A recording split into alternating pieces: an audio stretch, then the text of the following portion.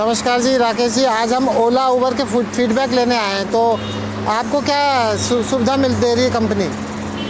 Sir company कुछ खास सुविधा तो दे ही रही है। हाँ। कंपनी में इतना रेट कम है, उतना हमें बचता भी नहीं है। उतनी ज़्यादा सीएनजी इतनी महंगी हो गई है। हाँ।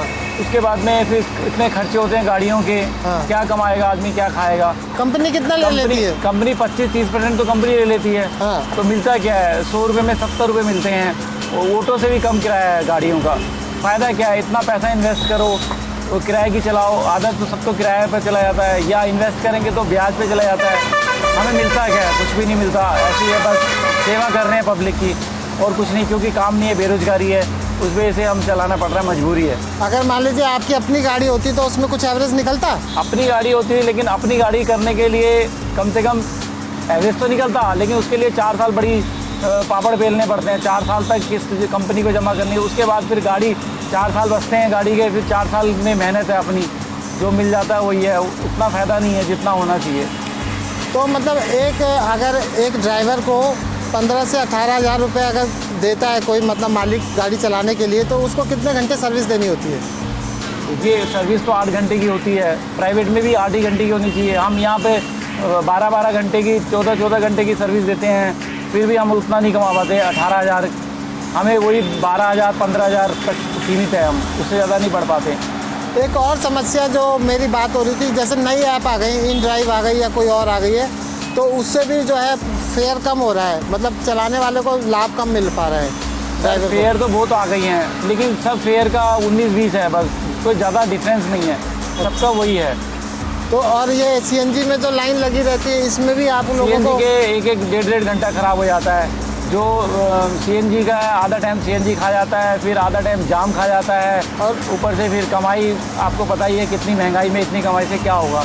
तो अभी भी तो आप ये सीएनजी की ये गाड़ी हवा भराने, मतलब हाँ, सीएनजी की लाइन में हम लगे हुए हैं। क्या करें, सीएनजी नहीं लेंगे तो चलेगी कैसे गाड़ी? जो इसमें तो बस दाल रोटी चल रही है, वो भी बड़ी मुश्किल से चल रही है। बच्चे पालना बड़ा मुश्किल है।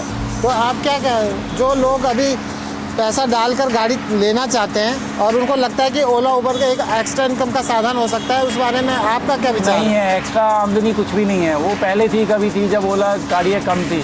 अभी तो बहुत ज़्यादा मुश्किल है। अभी इतना मुश्किल है, ट्रैफिक में फंसना, ट्रैफिक में इतना टाइम वेस्ट होता है, सीएनजी में इतना टाइम वेस्ट होता है। इतना कहाँ हो पाता है? नहीं हो पाता। जो नए लोग ले रहे हैं उनको मालूम नहीं है। जब मालूम रोड पे आएंगे तब उनको मालूम होगा कि कितनी परेशानियाँ झेलनी पड़ती है।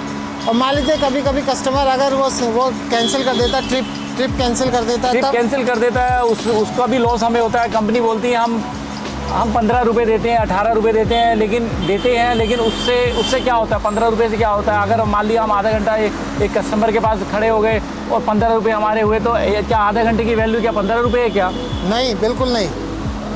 हाँ, बहुत सोच समझ के ली जाए। मैं तो कहता हूँ कि ना ली जाए, वो बेटर है। इससे अच्छा कोई और काम कर ले, वो अच्छा। अगर वो खुद चलाएगा तो फ़ायदा है कि नहीं? खुद चलाएगा उतना फ़ायदा नहीं है जितना होना चाहिए, क्योंकि आजकल गाड़ी जो है 10 लाख से कम नहीं आ रही है। 10 लाख को पहले तो किस्त उसकी पेड करेगा पूरा, उसके बाद फिर कमाई की सोचेगा। जब तक तो गाड़ी भी मेंटेनेंस की फ़ीस ज़्यादा हो जाती है। उसकी मेंटेनेंस हर साल मेंटेनेंस है, और उसकी गाड़ी के खर्चे हैं। तो मैं कहता हूँ कि नई गाड़ी ना ले कोई।